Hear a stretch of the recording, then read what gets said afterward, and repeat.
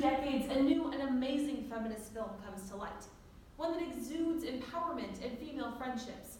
One that promotes personal sexuality and pushing away people who try to dominate you. That's right. I'm talking about Clueless. Oh, you don't like Clueless? Well, first of all, what the fuck is wrong with you? And second of all, how about She's the Man? Legally Blonde? John Tucker Must Die? No, seriously. Early 2000s chick flicks are full of feminist gold that show the development of powerful and strong women. And just like in these films, a new form of vocal and abrasive feminism comes to light in the form of a museum tour. Or more precisely, the Badass Bitches Museum Tour. This tour is a part of the Museum Hat Company's Renegade Tours, which features strange, wild, and sexy stories that are hidden within museums across the United States. The Badass Bitches Tour focuses on telling the exciting stories of women featured in these museums. According to their website, every tour promises that you will fall in love, dismantle the patriarchy, and become inspired to change the world. This tour group is an amazing example of what feminism can resemble, being loud and proud about the accomplishments of women without misandry, all while bringing back a lost American treasure: museums. Yet, this type of energetic appreciation is often viewed negatively in our society, which leads us to today's research question. How does the Badass Bitches Museum Tour fight traditional ideals of ladylike behavior by using vocal feminism? Or in other words, why the fuck can't I say fuck and still be considered ladylike? In order to answer this question, we'll look to the article Examining Portrayals of Female Protagonists by Female Screenwriters Using Feminist Critical Discourse Analysis, published in the 2017 edition of the Young Researcher Journal and written by Ben Shapiro. Written by Brooke Shapiro. The model found within this article is perfect because it explains the steps that women in pop culture follow in order to become inspiring protagonists. So today, we will analyze the model, apply it to our artifact, and look to future implications. That's right. This badass bitch is going to make me watch the scene. Brooke Shapiro's article explains the ways in which female film characters traditionally become victorious through three main tenets. These are submission, realization of repression, and revolt. First, submission. In the beginning of each movie that is analyzed, the female protagonists are often left isolated in an unfamiliar environment. They are meant to feel a sense of despair and loneliness until eventually they submit to the circumstances and wait to be rescued by a man. Then the man saves her and whisks her away into happily ever after. But this is only the first tenet, so there's got to be more to the story. Well, the second tenet is the realization of oppression. The rescuer often sees her as property since he is responsible for rescuing her. But it's time for a wake-up call, bitch. Because the woman realizes that the female character realizes that her savior is actually pressuring her with toxic masculinity.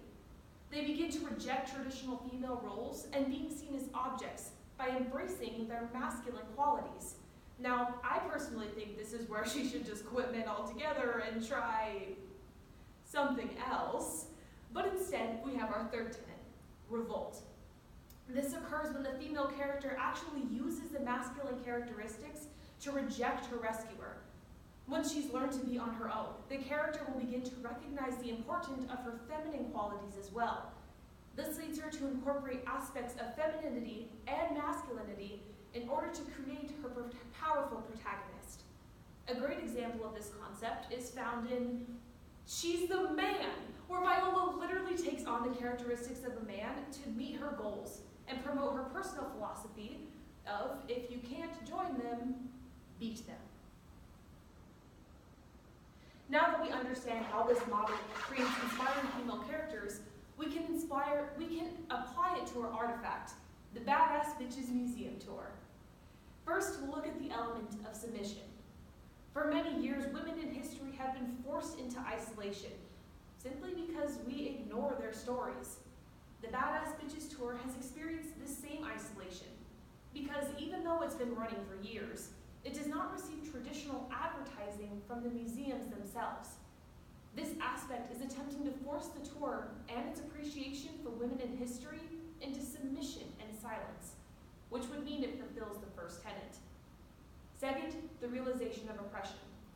Most museum tours focus on what the men in history have done. They tell the stories of male inventors, male artists, founding fathers, while almost leaving the contribution of women completely out of the narrative. But the Badass Bitches are putting themselves back into the narrative, just like Eliza Hamilton, the baddest bitch of them all. She literally burned the love letters that her cheating husband wrote her, but you wouldn't hear that story on a typical tour. The initial concept of the tour itself is focused on fighting the oppression of women in history. Because this tour realized and works against the oppression, it fulfills the second tenet. Third, the tenet of revolt. The Badass Bitches quite obviously work to revolt against traditional tours and views of art.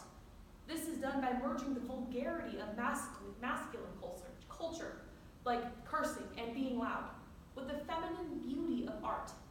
By merging these two concepts, an entirely new side to museum tours is created that has not yet been seen before.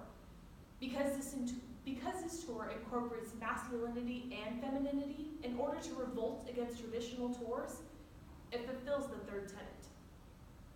Having met all three tenets, we can now return to today's research question. How does the Badass Bitches Museum Tour fight the ideals of traditionally ladylike behavior by using vocal feminism? Or in less boring terms, why the fuck can't I say fuck and still be considered ladylike? Because the Badass Bitches Museum Tour uses traditional aspects of femininity and masculinity in order to discuss women in history, it answers this question simply. Women should not be forced into traditional ladylike behavior. Sometimes women curse and yell. Crazy, I know. But this tour shows that traditional ladylike characteristics are not necessary to be considered feminine. Vulgarity can be used as an avenue to promote feminism, while still containing qualities of femininity. I mean, that's just like the rules of feminism. Gretchen Wieners? Mean Girls? Come on! This leads to two critical implications: the art of resistance and empathetic masculinity. First, the art of resistance. The tour begins a trend of co-opting feminine values and masculine characteristics in order to fight oppression. According to the Huffington Post, on February 2nd, 2015, art is traditionally considered a more feminine venue than masculine. Yet when it is combined with vulgarity, this feminine medium can be used and reinvented in order to rebel against patriarchal views.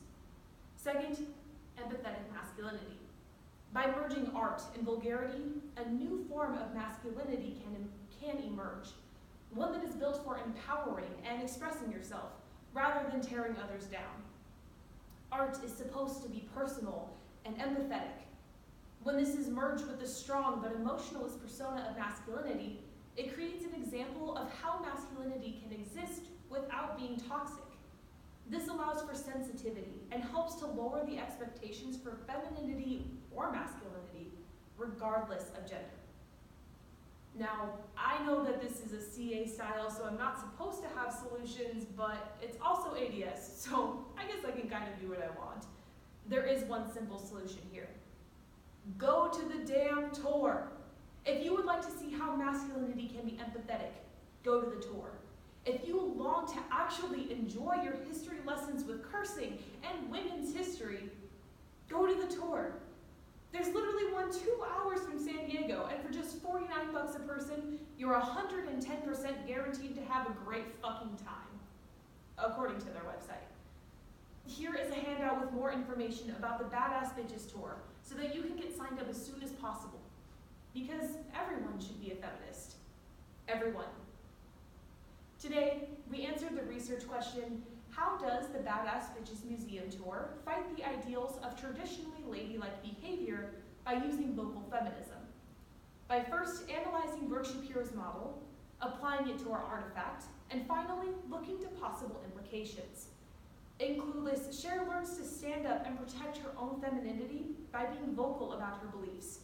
And if you don't believe that this actually works, then I guess we can all just have an early 2000s movie night.